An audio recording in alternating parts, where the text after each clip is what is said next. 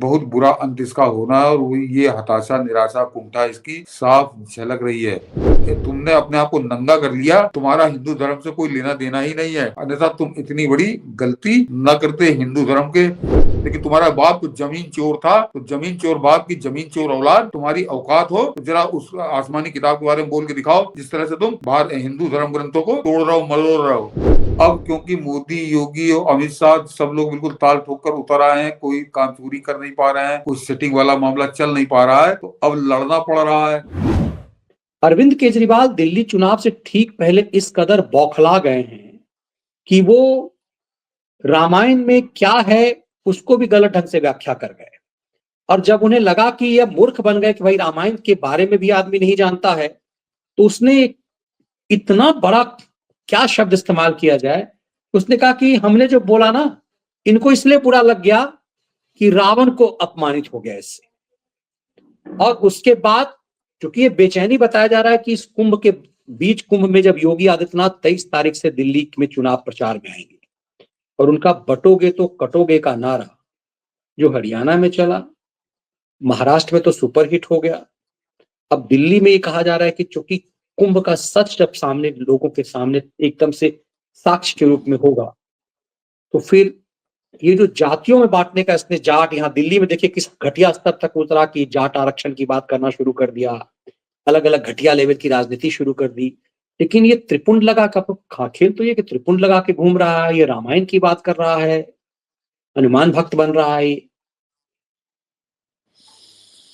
मनीष जी, इसके अंत की शुरुआत हो गई और बहुत बुरा अंत इसका होना है। राजनीतिक रूप से बात कर रहा हूँ कि बहुत बुरा अंत इसका होना है, और वो ये हताशा, निराशा, कुंठा इसकी साफ झलक रही है। लेकिन आज जो इसने नई नौटंकी की रावण वाली, भाजपा पता नहीं क्यों उलझ गई मनीष जी, और भाजपा ने इसको घेरा ही गलत।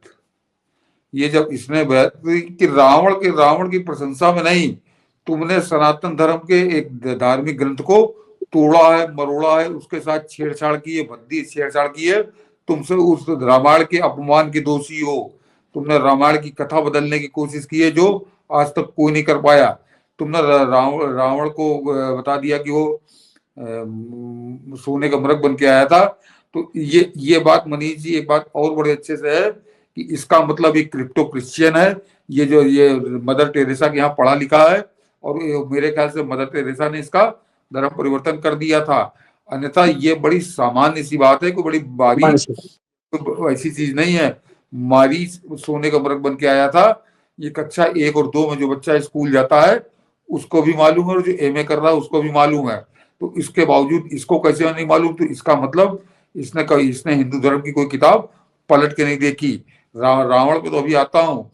तो वो जो है तुमने अपने आप को नंगा कर लिया कि तुम्हारा हिंदू धर्म से कोई लेना देना ही नहीं है, अन्यथा तुम इतनी बड़ी गलती न करते हिंदू धर्म के। इतनी पावन कथा को तुम तोड़ने मरोड़ने की कोशिश न करते। और तुम में अगर औकात है जरा केजरीवाल, तो ऐसी ही गलती उस आसमानी किताब के साथ जरा करके दिखाओ।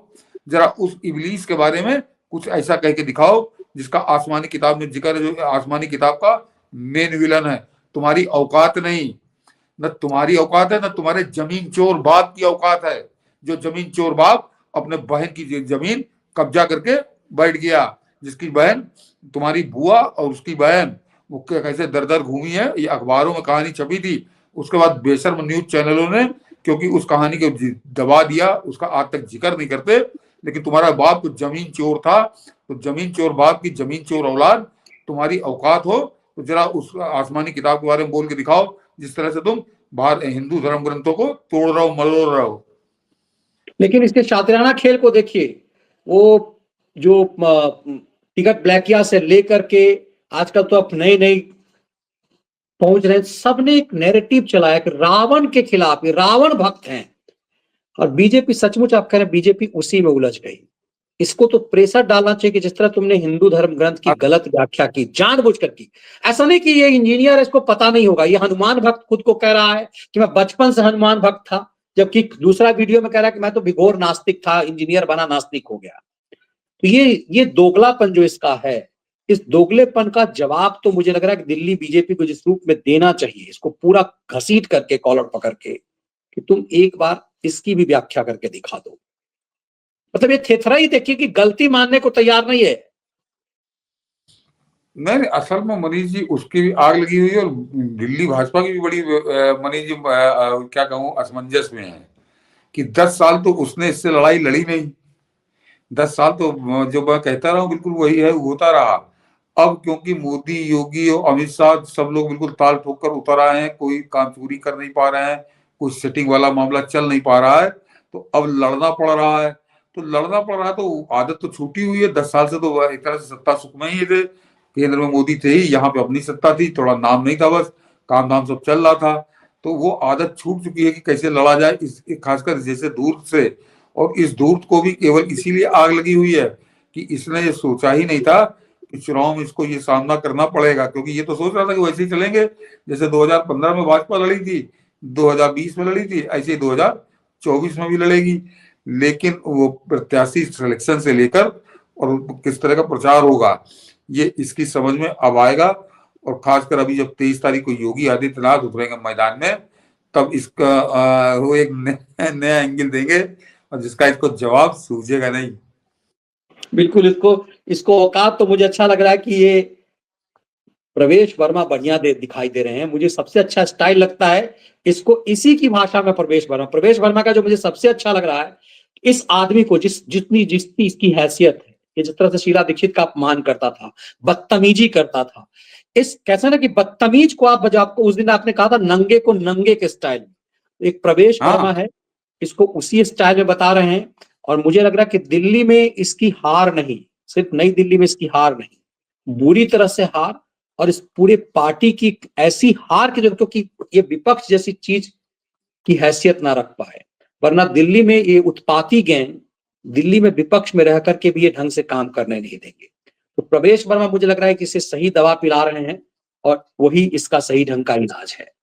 और योगी जब आएंगे तो असली इंजेक्शन तो मुझे लग रहा है, अभी तो प्रवेश वर्मा दवा दे रहे हैं, असली इंजेक्शन अभी योगी आदित्यनाथ जब 23 तारीख से उनकी सभाएं लगातार, मुझे लग रहा है कि कहते हैं ना, कुछ लोग लिख रहे थे कि योगी के आप कंधे पे 2 बैताल क्यों बैठा दिया, किसी के कंधे पर आप कोई बैताल बैठा दीजिए, जिसके अंदर क्षमता है वो नायक बन जाएगा।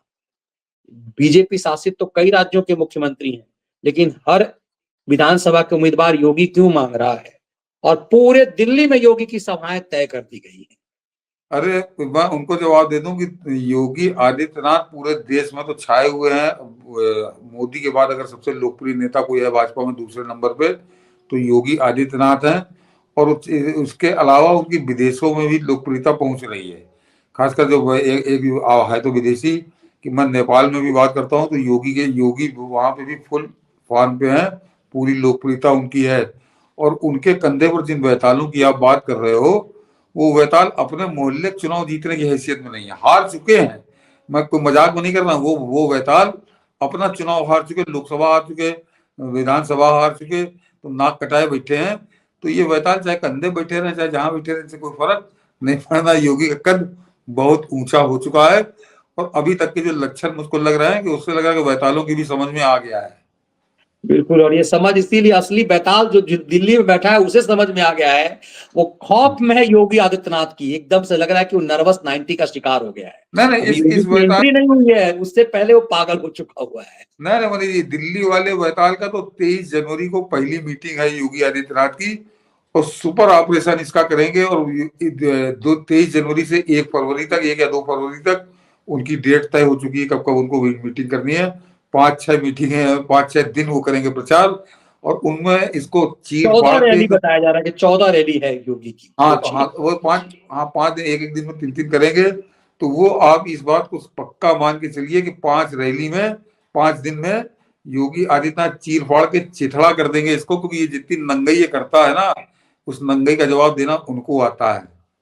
और मैं फिर कहूंगा दर्शकों से कि इंतजार करिए, बड़े आनंद का समय वो होगा जब वो दिल्ली में उतरेंगे योगी आदित्यनाथ, क्योंकि वो फिर बड़े दूसरे तरीके से पेश आएंगे।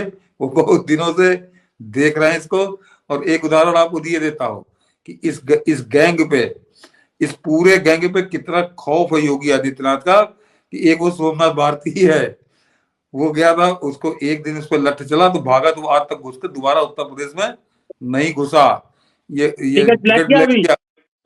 टिकट लेके दुनिया के लिए बदतमीजी करता है, लेकिन उत्तर प्रदेश के योगी आदित्यनाथ के प्रति बड़ा सोच समझ के बड़े सम्मान से बात ये करता है, क्योंकि इसको भी प्रसाद मिल चुका है। तो पूरा गैंग ये जानता है अच्छे से कि योगी आदित्यनाथ क्या चीज है। तो अब मजा आएगा, 23 तारीख के बाद मजा आएगा राजनीतिक लड़ाई का।